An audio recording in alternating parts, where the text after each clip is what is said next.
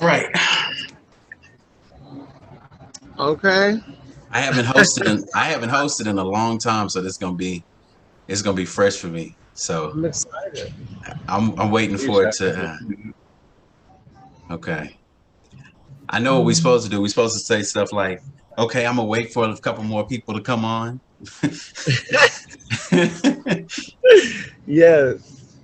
But Yes. I'm really I'm not tripping. I'm ready to get into this because this is really a conversation that we've been wanting to have for we've been wanting to have for over a year at the Okay. most, and at the Okay. least, actually. At least. Um, and I want to first start by saying I appreciate Tyler, who's not able to be on here today, but I appreciate Tyler bringing this to our attention that we've never spoke for the full community, and that community also including the LGBTQ community that we've never said anything about or uh, touched on at all.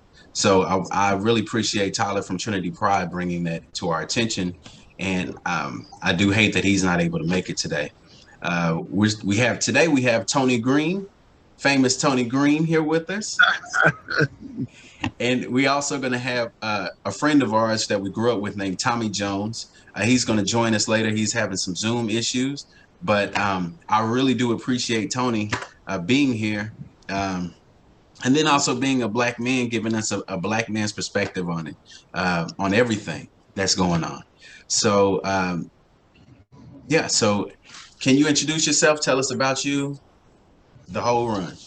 Absolutely. I can do the spiel. My name is Tony Green, of course. Of Hello, I'm Tony Green is where you find kind of a lot of my content and how I came to be in Fort Worth, kind of notoriety, if you will. But I'm a show correspondent for NBC, and I just really love telling stories about Fort Worth, and I'm so lucky to be able to do so through my gay perspective, and really show off our great city here because of just the opportunities that have come to me just naturally through meeting people, making great connections, and just knowing how this is done. This is done. It's been great making content for myself on YouTube, for NBC, and now for most new. This is really fun. Is going to be on the same page, the new podcast. So it's been cool. Well, I do want to say I do appreciate you being here. And also, one of the things I really do appreciate about you is that you're an openly gay man, and you ever since I met you, you've never hid it, and you're proud of Mhm. who you are in general. Um, is there something you can tell us about when from your community, how your community has always treated you, or what you know about your community and how they accept Black gay men? Yeah. I mean, so yeah, my community is very diverse. So, like, where I live in, I don't live in a majority black experience. I don't live in a majority white experience. It's very, very diverse. But I do live in a majority. I'm in a majority straight experience. So, in that regard, I just, I always, and especially like being a person on the show, they call me extroverted, whatever they want to say. But like, it's just that I know how to be a show, just like yourself, with fashion and everything, whether it be through fashion or just understanding. So how I communicate with this community is just always through visibility, making myself visible, doing things like this, answering questions that may be had, and that is kind of how I story tell without saying a word. I just do Tony. I do it. That I know. So I guess one of the questions is really too about how have you seen or noticed the Black community in general treating people? um, well, gosh, it really, it really depends. Oh my God. Fly, honey. You got me out here. Okay. Um, how have I seen the black people treat black community treat gay people? I of course, you know what, and I know this is not the case for everybody because there's this level of not being as visible as I am. There's this there's areas of town, I think black areas of town, um, are more denser, and we have to say that these black communities they are lower income school students. Um, the percentages are higher of homes that are majority single moms. Coming out in communities, in those type of communities, is harder. I was lucky enough to. I can't even say. I mean, I grew up Southern Baptist. It Mm. was like, and so this is like this being gay was very like, oh Lord, like, oh Lord, this is what I am. I was like, whenever I realized it, really realized it, I was like probably, I think closer to 18, 17, 18. Mm. And that's just like realizing that that's like what the definition of what I am, what I was feeling. So, so doing that within a Southern Baptist community, albeit a Black Southern Baptist community, is crazy. It's scary for any young person. And as we know, or maybe we don't know, the rate of suicide among gay people is much higher, especially when they're coming out. It can be very hard. And I was, like I said, lucky enough to, just have some level of charisma to one, like connect with communities like my cheerleaders, like literally the cheerleading squad. Like couldn't nobody tell me nothing because like on the football team, if they gave me a hard time, then the cheerleaders are gonna come for you. You don't want that happening. It was For sure. um and so I like I said, my experience much different, but I recognize the experience as a whole, and that's why I remain so visible. So I get that. And I also want to say that like treat us like we don't know anything, especially when you said the rate of suicide is high okay. amongst the gay community. Um, Hmm. and you're saying that's normally because of how they're treated or how they're treated once they come out, or them or their feelings from when they're holding themselves in and not being able to come out. What do you think? How they're treated, I think before they come out. A great example is the Shakari. Oh my gosh, Shakari Richardson. Our Olympic runner that just was recently disqualified. So she is out now, but she grew up in South Dallas. Like I said, that's going to be a low income community out there, and she grew up in a majority black community, and and and said some like there are word choices um, that are made, derogatory word choices towards gay people, um, that that make it hard, that she had made herself before she felt comfortable enough to come out.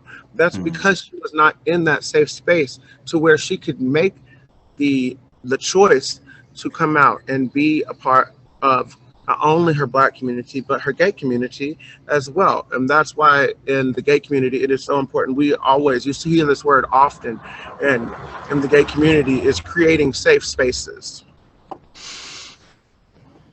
I get that. Um, Gwen, you got anything? Yeah, for sure. No, I appreciate this, and I love the way the conversation is already going. So, if you just getting in on us now, you are rocking with the front line. You know what it is. It's my man, Frank Franklin, Custom Clothing, founder of Community Frontline, is on the call, and you already know who I am, player partner Q Phillips. And so, yeah, we getting to kick it with Tony Green tonight. And so, yeah, Tony, you alluded to it a little bit a minute ago, kind of about your upbringing. That's exactly what I kind of wanted to ask about. So, you alluded to the Baptist aspect. You kind of talked about 17, 18 years all around that range, really finding yourself, understanding yourself a little bit more. Right. I just want you to be able to speak into that a little bit more. So, like, I guess what community did you grow up in? I don't know if it was here in Fort Worth or where you grew up at. What community did you grow up in? And then, along with that, when you did discover at 17, 18, what was that journey like as far as your own self-discovery of it and how you were able to, communicate that to your community?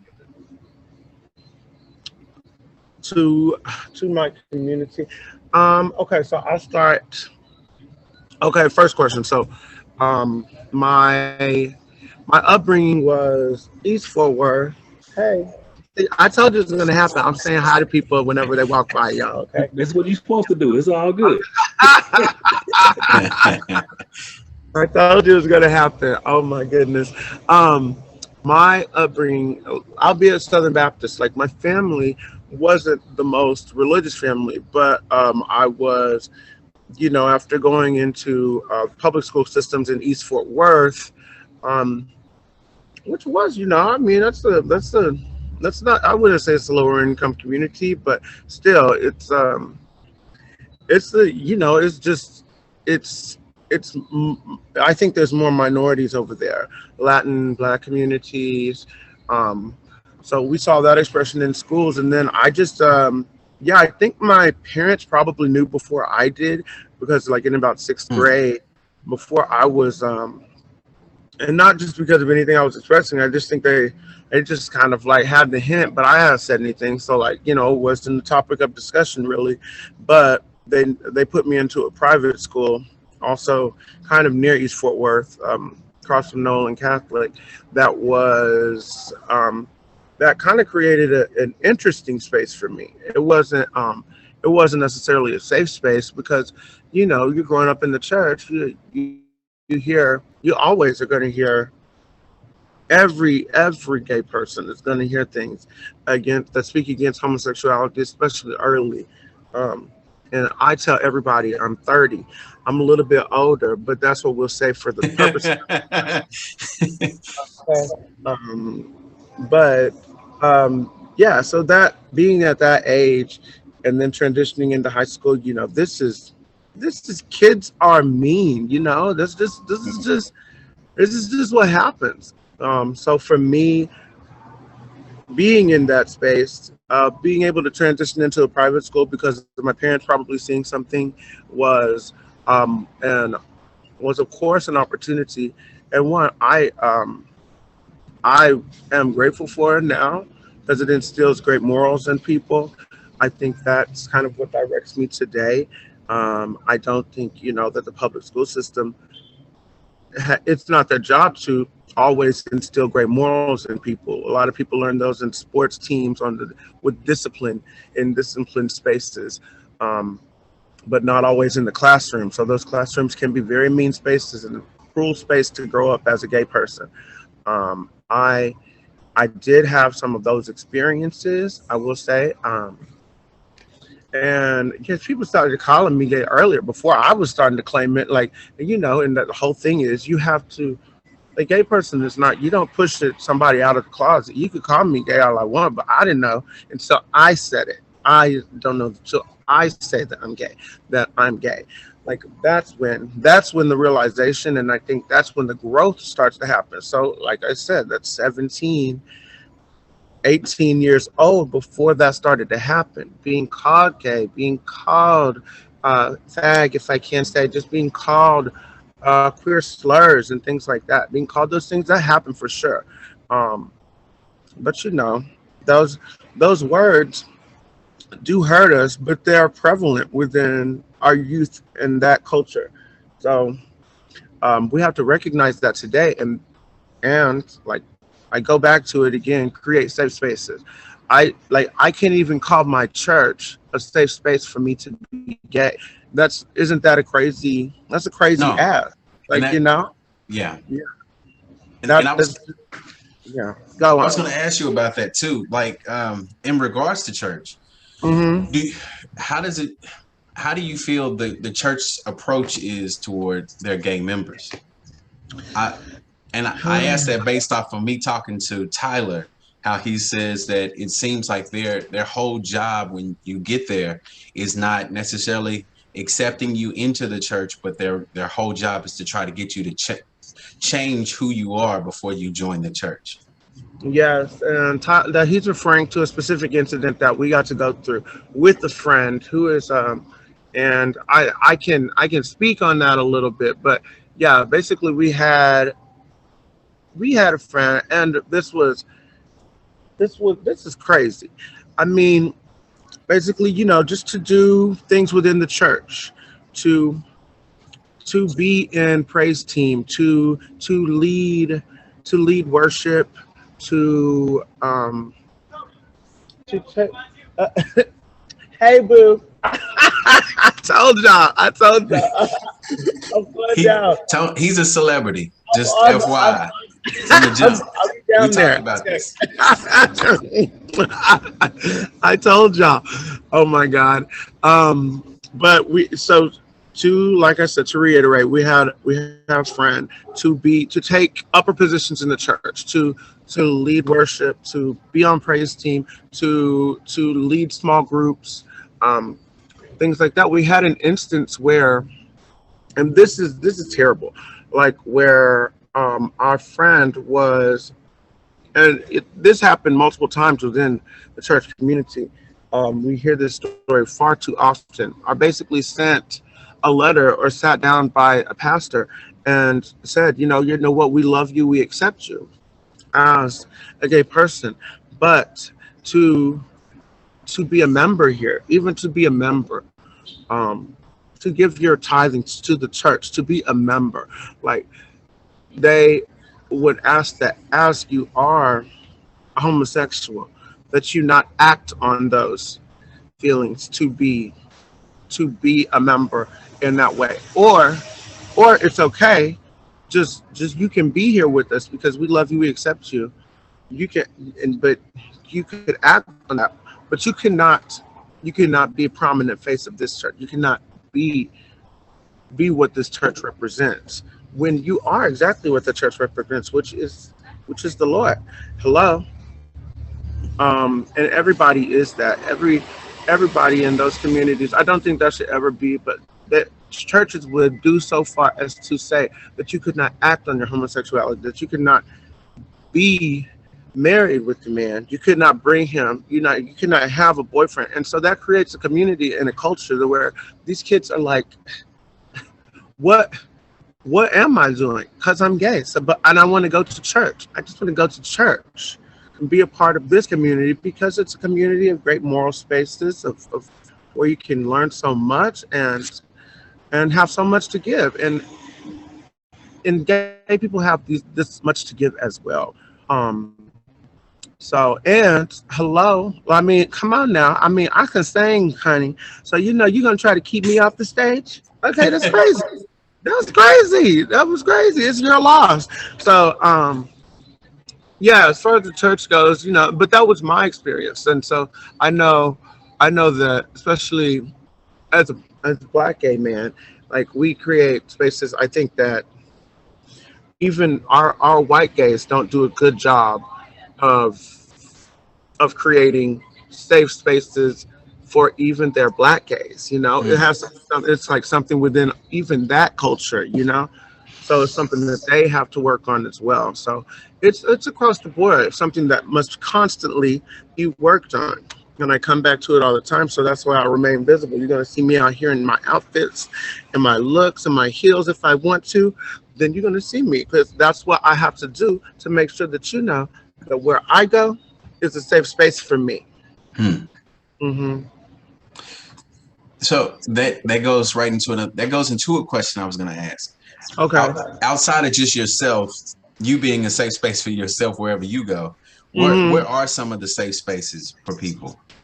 Okay. So, of course, the first safe spaces, Stonewall, New York is where a lot of the trans queer culture um, really really developed things like the ballroom movement, which is a contributor to a lot of the dance, the fashion scene that we see today. Kind of the reason that fashion shows as they are today.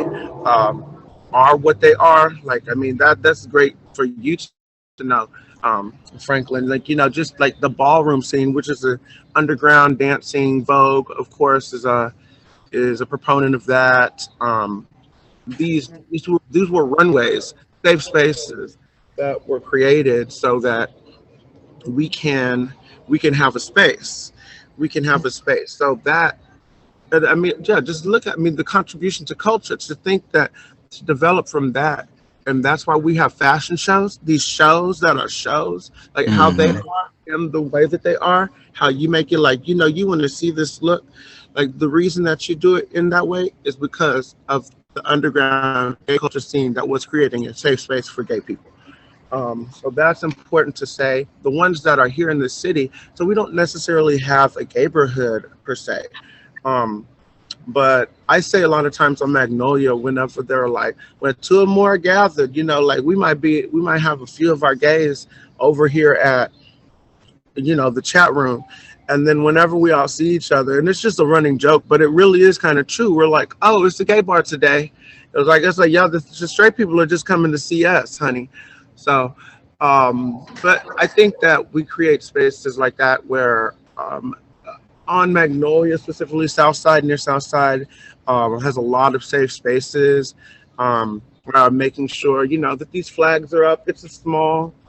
Um, it's a small contribution to like to show that visibility, but I think seeing that flag is, it means that we want you to act as though this is a safe space. For sure. If you see it there, you should feel comfortable. So that rainbow flag is meaningful in that respect. The specific ones I would say that go out of their way to be safe spaces are the Bearded Lady, Liberty Lounge says this. I would say the chat room, and then of course the Fort Worth's largest gay bar or honky tonk, if even if you will, is the Urban Cowboy off of Lancaster in East Fort Worth, and that's one of our big gay spaces. A lot of drag shows over there, um, and then there's a couple bars. It used to be over off of Jennings was a strip of gay bars, but it's really littered throughout spaces in Fort Worth.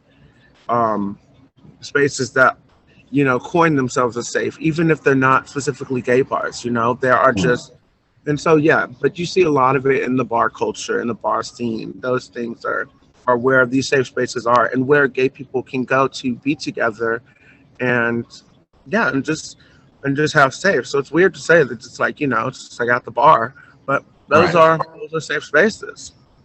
And I will say, not to just throw a plug out there, but I know Mia Mhm. said that Black Coffee is a safe space as well. There you go. Yeah, exactly. Yeah, that coffee, and then what's her name's coffee shop? Lazy Daisy. Yeah, it's Lazy Daisy. So yeah, Yeah. she works really hard to do that as well. So those create really cool safe spaces. But it's isn't it weird because it's where people gather. So you see like where it's coffee shops, where it's bars, where it's so these become safe spaces. And, Um yeah, and it's just and I was gonna say we have a question from Mia Moss. Uh, okay. sh- she asked, "What would someone be looking for in a safe space?" Um If that makes sense. sure. I mean, I think that the it has to start like with the culture. So a lot of places that call themselves safe spaces are places that, whenever people have like racial trainings at schools, that the reason is so that they use language appropriately, and I think especially in places like coffee shops, bars, things like that, when visibly you may have question, when visibly you may have question of people's pronouns. That's become a really big thing, and it's something that can be done through training right at the beginning. When you're hired, this is part of your training. If you're seeing visibly someone who may be trans, who may identify as neither man nor woman, or you just don't know, then the safe space for them is to start with things like they, or like, what are your pronouns? What, these are questions that create the culture of a safe space.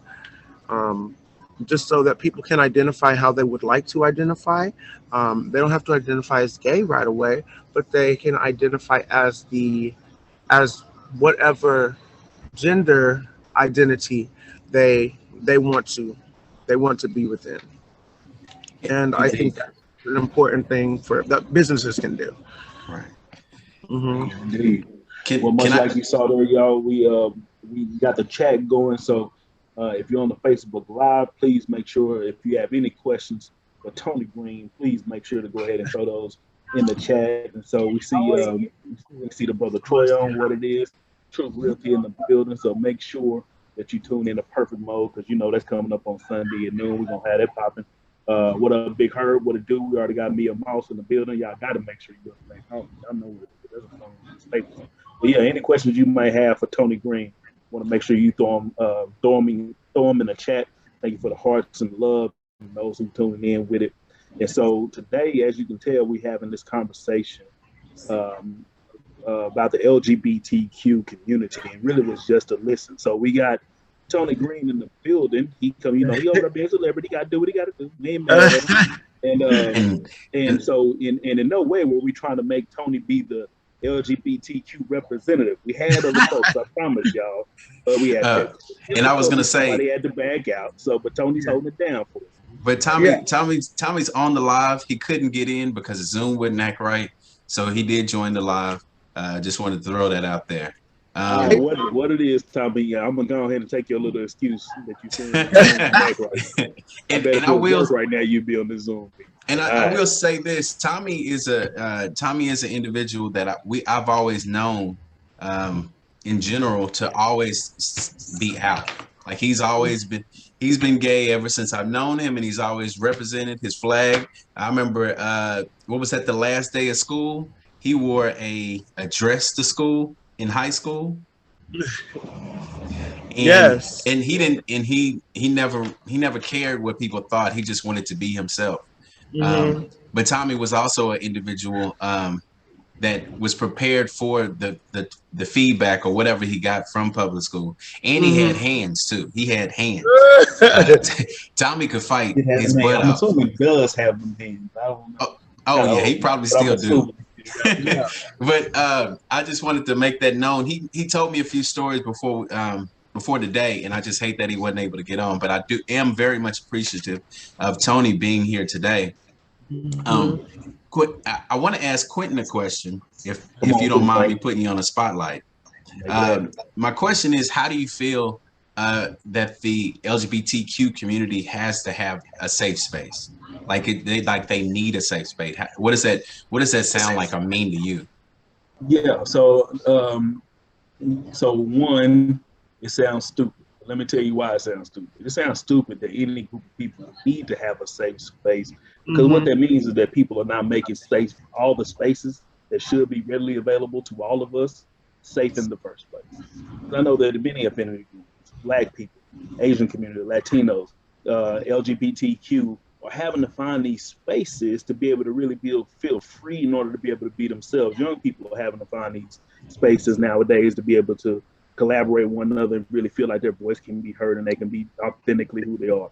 And that's a tragedy in itself that we even have to have spaces combed out like that people can feel like they're going to be able to go to. And not that I equate race with sexual orientation or preference in any way, but you see some of those similarities.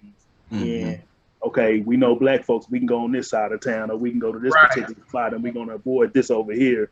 And it's sad that based on something like that, like I said, even in the LGBTQ, that we got to have folks find spaces that they feel they can be authentically themselves, when they should be loved and feel safe anywhere in the city, because they have right to all these spaces just the way any rest of us do. So. And I think that's crazy, because I've also heard, I remember talking to Tyler. He told me that the life expectancy for a trans woman is 35. Right. The average life expectancy. And that's crazy, just because of there not being safe spaces, of people feeling like they don't have just the lifestyle and the things that people have to go into just to make it. and I wish we'll go into this later in the future on an additional Hmm. forum that we will have. But I do want to ask Tony a question, and I gotta pull it up. Give me 1 second, y'all. Be Well, kind. as you think of that question, I got another one I want to ask. No, go ahead. Just on that same note too that you said about that Tyler, that life expectancy. Yeah, I mean, and it can be even lower for for Black trans people. So I mean, it is ridiculously low, and it's not just because of not having safe spaces, but it's because of they don't have access to treatment. They're especially Texas is one of the states where they are actively fighting. Like they cannot have their their insurance does not have to cover some of their hormonal treatments. They have to pay them out of pocket with some of these costs. In many cases, our federal programs do not cover the medicines that they would say, yeah, the estrogen, the testosterone, whatever they would need to be on to become the person or the gender identity that they identify most with. They do not have access to these programs, and they are not funded by our local and regional governments. So that is really one of the main reasons. So, and they have issues with homelessness are some of the biggest reasons why we see that low life expectancy. These are all reasons we see them often go into sex work, which is then goes into diseases, and that is just to pay for their treatments to be who they are, and then it puts them in dangerous spaces, Mm. exposes them to a higher risk of STDs and beyond, and those are reasons for that low life expectancy. So, So I know that Frank has a question that he's going to throw out to you in a second. I want to get this one in. okay, Thomas, you yeah, wrote a couple of things in the chat. So, I want to talk a little bit about the intersectionality aspect of things because, Frank and I, we joking with you along in the chat. I mean, along this conversation, saying, Tony is a celebrity, right? But in real life, I mean, you really are well known and you're successful and you're doing well for yourself and you have prominent in what you're doing. So, in many ways, I want to, I guess, you dive into what is that intersectionality of your sexuality along with being a Black man. How is those things combined maybe to hinder what your professional journey has looked like, and in what ways, and if there are any, has it benefited that you've been able to become who you become professionally? um I think like being Black, being gay, I didn't see those opportunities. So I didn't see this example of a person really in popular culture and media, not always in the news in print or not in print. So you don't have a visual, like living your life, even that it's possible to do some of the things that I do, so the public things that I do. So I can't think of another visual representation of someone who works on NBC and creates content for our city via Visit Fort Worth. I just don't have that example. That's that was the hindrance. So that's the hindrance. That's the like. I mean that could have stopped me. That could have stopped me from doing it. But then having the opportunity and being an example of a person, or trying as much as I can to be, and creating that opportunity became my success because Mm. because I was able to be that example. So hopefully, because I'm not going to be doing this forever, but I would hope that somebody would see me and feel like that they could. And that's just the same as what we see, being back in sport. You see somebody who looks like you doing the thing that you think that maybe you could do, then you think you can do it. So that's that on that. That's that. That makes sense. Hmm. Frank, Um, I know you got to get into your question, man. So again, keep on in the chat, y'all. If anything coming up that you want to be able to ask, shout out to C Bo. What it is, Dad? I see you on there. Our brother AJ in the building. Like Frank, and what was the question you have? so I'm gonna make my question last, but Tommy asked a question. Some of this we did go over already, but Yeah. there might be some things that might you want to touch on. What impact has our community resources such as school and church, etc., had encouraging hates against the LGBTQ community? Oh my gosh. What have our LGBTQIA community. QIA community. Yeah. You put it all in there, yeah, make sure you get them right. yeah, oh yeah, You're right. Lord. Just keep on crazy. We just keep adding letters. I know it's hard. So yeah, I know. LGBT, LGBTQIA, like I Make oh sure you Lord, cover it. it's crazy. You should see the flag. You just keep on Oh, I've changing. seen it. You just keep on adding to it. Um I am yeah, I mean, yeah, we did touch on it earlier for those who are already here, but yeah, for how church and schools, Schools. yeah, schools really, I mean, you see programs, like gay straight alliances, things like that, um, and churches that that cater specifically to the community. Notably, one is Lift Church. I know yeah, Pastor Shantae Buckley is a really proud lesbian woman out there that leads that church and really creates a cool, safe space for a lot of the Dallas community out there. Um, and she puts on a great Sunday service. Y'all should go by for Easter Sunday. I'm telling you. Um, but I mean, yeah, creating programs like that. But then again, it all comes back to usually those programs are created in a response to something terrible that has happened. You know, it's like use example. We put the stop sign up at the place where we should have done it already. Um, After somebody gets killed, you Mhm. know, and that's when it happens. So these alliances happen because of grievances against a community that has already happened. So it has to happen at the beginning, at the source. And that's the culture that we should be trying to create. So a church should, in its mission statement, have that we do not discriminate by gender, origin, sexuality, no creed, not anything. That should be something that is lived by the staff, by the community, by the people they support. And you might have to say it often. And same with schools. It should be just something that is said so much that it doesn't have to be so. But as we know, that's just something that takes so much time, and we're still working on it as a Black community, and certainly we're working on it as a gay community, a queer community. I got another question for you, and it's a pretty good question. And well, I'm gonna just read it. It says, Okay. Terrell McCoy says, I have a question about pronouns when it comes to our vernacular growing up in the South. I didn't catch he said, I didn't catch Tony's pronouns, but I see this salutation in the Zoom name. I'm sure I've said bro or yes sir casually without thinking when talking to Tony. Is that something we need to be mindful of when we learn your pronouns? Yeah, it's becoming increasingly so.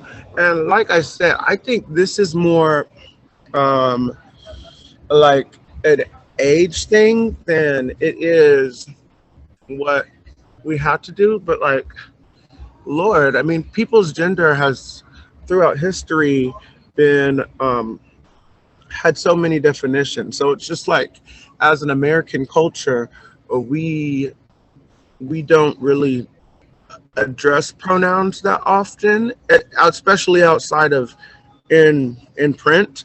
Um, but like it's crazy things like like Instagram adding that whenever you build your profile, you also get to pick your pronouns now, um, and it's something that, like I said, I think you have to address it with just a reasonable mind. Like I I Lord, I can't keep up with all of the they, them, she, her, I mean, it's like I can't keep up really. So I get it, and it's logical to not be able to, because we were not, as a culture, not even just as a Black culture, as a white culture, as a whole culture, it's not something that we do. So it's a transition that we all have to work on mentally, but it's going to take some work for everybody. Um, but I think it's something that we're seeing a little bit more. And I think that the ushering in of a younger generation, as we see our young people become 21 now, and really, and be out there and be able to fight and protest and vote and things like that. We're seeing younger city council. You see, Fort Worth has the youngest city council it's ever had. Um, we had we had a gay person run for District 9 this year. So things like that. They're making these things possible, but I think we have to leave it to our younger generation. They're really going to have to take care of this for us, and treat us like, tell us whenever we get it wrong. They're going to be the ones who snap back at us and be like, no, that's not how you address them. The kids are going to do that. They're going to do that for their parents. They're going to do that, and it's so great to see. But I think, yes, we have to be mindful. We have to really think about that. And he And I also think, like you said, man, I okay. think if you approach it from kind of like you alluded to, approach it from a place of love and respect, Right. as far as just how you're addressing someone, period. And if they happen to correct you, just be willing to understand their identification and being willing to roll with that. That's even like mispronouncing someone's name. If they tell you, oh, no, actually, Yeah. my name is this. Exactly. I'm not going to argue. I'm not calling you that or argue with Yeah. you. Mhm. Okay, I apologize. I'll call you your name now. You know what I mean? Like, if you just Hmm. treat each other with that humanity and respect, the mistakes are acceptable because It's you just can their you can learn business. and grow from it. Of Right. course. Yeah. And that's what he asked. He asked, is it something that we should ask from the beginning? What is your pronoun? Or how should I approach you or speak to you? I think it's of course most respectful, but I think you look into it, you go, and I don't think you walk into somewhere and be like, "Hey, are you gay?" Like that's kind of rude. It's like, what do you mean? Like whatever, you'll find out if you need to. Um, like but it is nice. It's like, just as like you would say Mr. or Mrs. Or is it Mrs. or is it Mr.? Like you can ask that question, and it's just polite. It's just polite. Like what are your pronouns?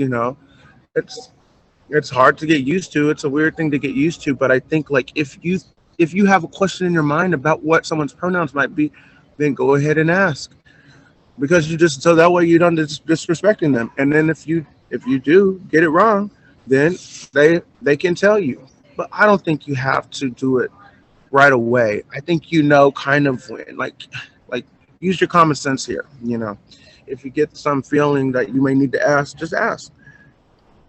That makes sense.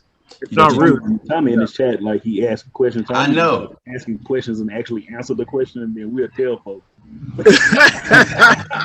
It's in your community like too. So Yeah, I mean, Tom. the question he asked, he says, "What are you doing? What are we doing to educate our children, even in heterosexual households?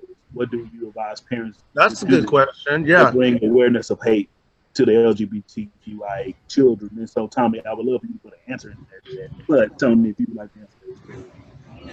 I mean, yeah, I feel like you guys should take that question. What do you I, guys? I agree. So, Yeah, That's and real. I would take say, I would that question. say honestly, my thing is I'm not educating. I can't say I'm educating my kids directly on how to address the LGBTQIA community. I'm just Hmm. teaching my kids to love people and to show people respect in all accords. And I don't divide that up and say, well, this is how we treat Asians and this is how we treat white people. And this is, I want to make sure that they understand that this is how people should be treated and looked at. And you judge a person by the way they treat you sometimes. And that's my honest Hmm. opinion. But I don't I do understand that I've always told my son, like if you see somebody being bullied or picked on, like Hmm. you stand by that person and you stand by them, figure out what's going on, and you try to help out. But I never put specifics on it, and that could be an issue. But we have gay people in our family. We have all those things, and so Yes. we have all races. We have everything. So we make sure that we show everybody the same love, and if they see that through us and see us showing the same grace and love and or whatever to people in general, then I feel like that's the best example to be or to do. But I don't know. That's just my personal response. No, that's real, man, and I agree with you as far as of course, treating keeping the blanket love of humanity for each person, regardless of any demographic box they may check. Love people. Every person deserves your love, your honor, your respect, right? But then I do get into specifics, but as they arise, right? So, as we've seen, hate in the Asian community come up in recent events and things like that. Being able to talk to my boys and say, hey, this is happening to this community because, and this is why you need to make sure that you don't act like that. You combat when you see something like that happen, or if it is something that's happening to the gay community in some way, or being able to say, hey, this is what that is and this is why. Because the more information they do have about what's going on, the less likely they are to perpetuate those things, right? So even something as small as, I know, like when we grew up, like, we was quick to say fag. We were quick to say, oh, that's gay, right? Those are things just so in our lexicon and so just part of our natural conversation. And now, with my sons now, if I'm hearing it, it's like, no, we don't do that. Because now there's more information. Now I know how hurtful they can be. Now I know that we've grown past that now. So now the thought is, hey, don't say that. And here's why you don't say that. Because this is how this could affect and hurt someone. So yeah, but that's just the thing, whether it be the LGBTQIA community or any particular people group, us as parents just need to make sure that we're having the conversation as these things arise. Because the more information our children give us, the better they're going to represent out there into the world. Because if they go out there ignorant, they're going to do ignorant things. And I also think it has everything to do with the relationships we build as parents, the people we build relationships with. Like having not just Black friends, but having white friends, Asian friends, gay friends, or people that we do life with on a regular basis. Like, I feel like that brings a more understanding to people, and people just have the ability to say, that's a person. Like, we treat people right, and that's just because of whatever group anybody's in. They're a person, and that's how we treat them. Right. If that makes sense. Straight up. Well, yo, we are sitting here hollering at the homie Tony Green. You can see that he's in full celebrity mode right now. He got to get up and sign autographs, shake hands. This is what you do when you got a celebrity on your channel. We're so grateful for the time that Tony's been able to spend with us here. We won't keep you too much longer than an hour, Tony. So we'll actually kind of few things to wrap up here, and we're gonna let you get to your socializing. We know you got things to do. I'm telling y'all, I'm so sorry too. It's not a problem. Yeah. People get to see you in your element. It's all good, man. So, like I said, like we alluded to earlier, that this is all about listening to the LGBT. For those of us who are not a part of that community, really being able to speak to those who are and really hear from them. So when it comes to that, I guess, Tony, what I would love for you to address a little bit is, what are some of the misconceptions that you have been seeing perpetuated out there that people just don't know, whether it be out of ignorance, whether it be out of fear? What are some of the misconceptions that the majority community has when it comes to the LGBT? I think some of the misconceptions is that that gay means feminine. There's some really masculine gays that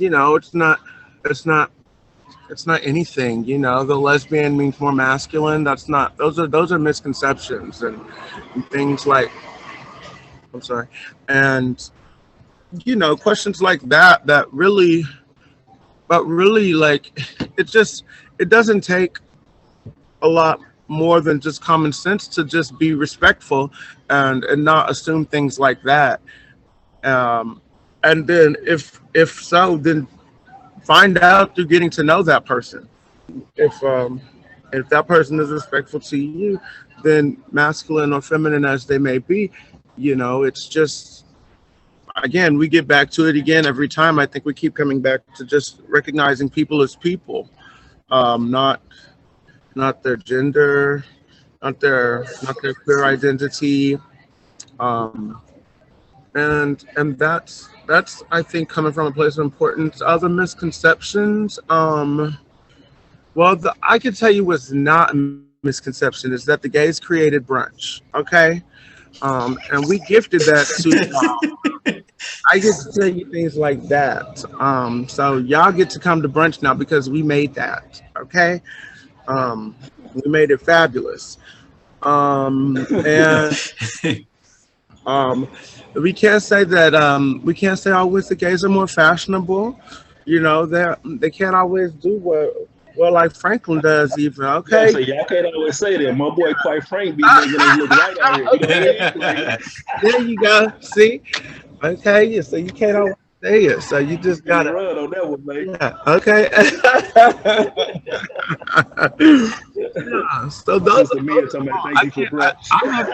yeah, I'll have to read this after.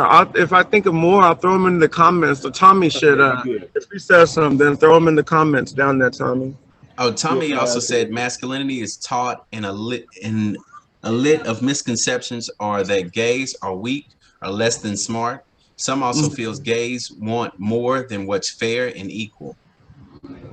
Oh yeah, yeah, that's a terrible one. Yeah, exactly. Like whenever, especially as whenever in a black community, realizing everything that we've already had to fight for, and then pushing that onto somebody else. In the queer community, it's like, hello. And then we already learned from that whole thing that we just tried to fight for. We're still fighting for that equality we're trying to get, Mhm. um, and see ourselves recognized with. That's of course true.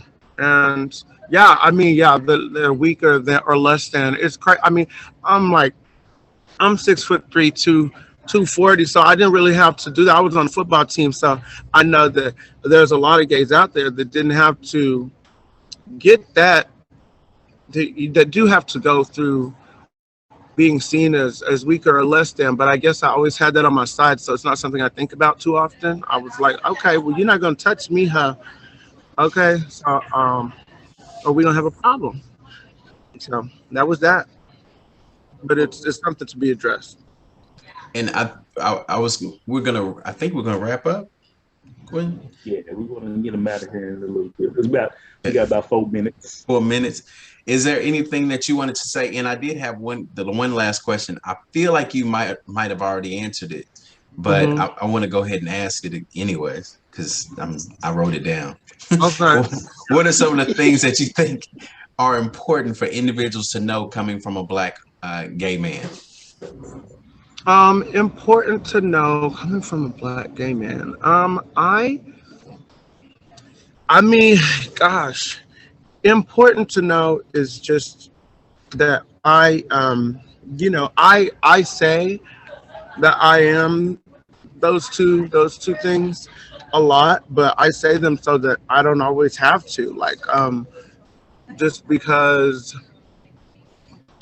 I just think, and I think it's like I said, what we have to do with our younger generation, what we have to lead with, is just is respect, teaching love to our youth, and and and teaching that the challenging thoughts that are imposed on our elders is sometimes going to be a thing. Respect your elders, but also we have to realize that's a generation of people who grew up differently than us.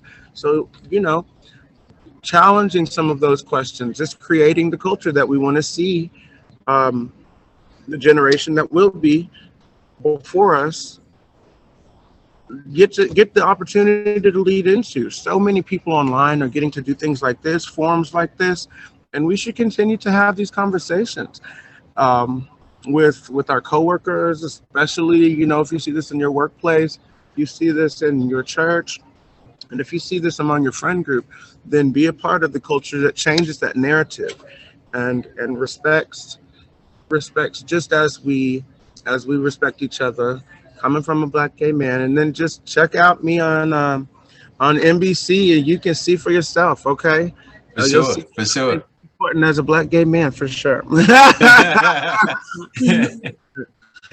um, I was gonna say one more. I was gonna Tommy read. just I'll go ahead. I was gonna read something Tommy here wrote.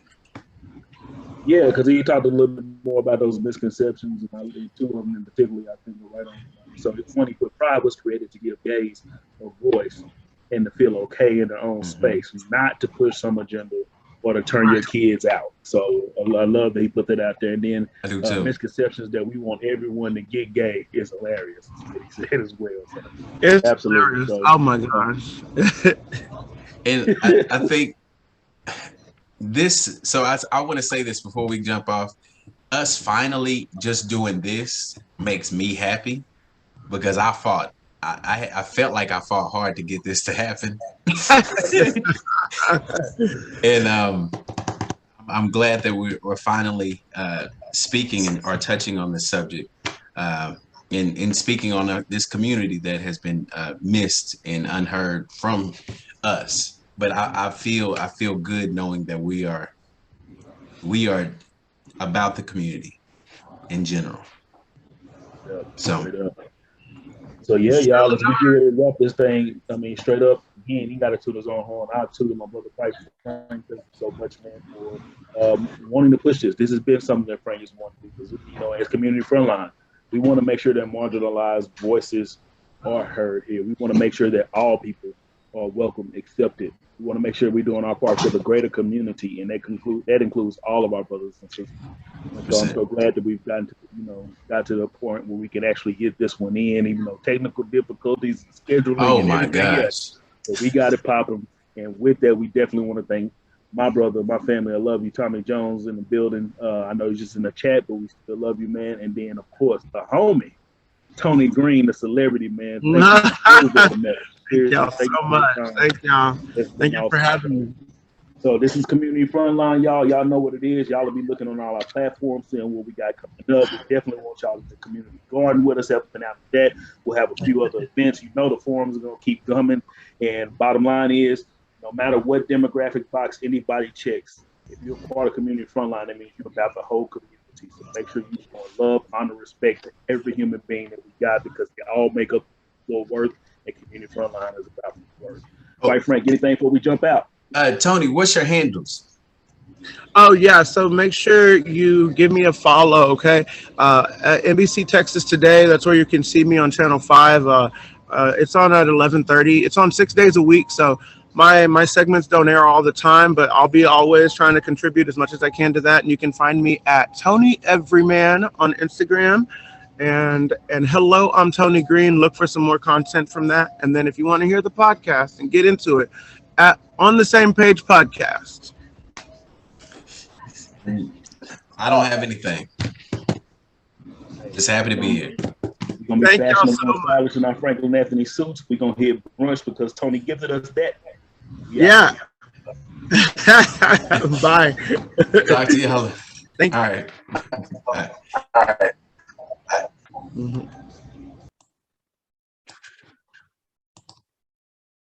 Hold on. I gotta figure out. Boom. All right. What's up, man?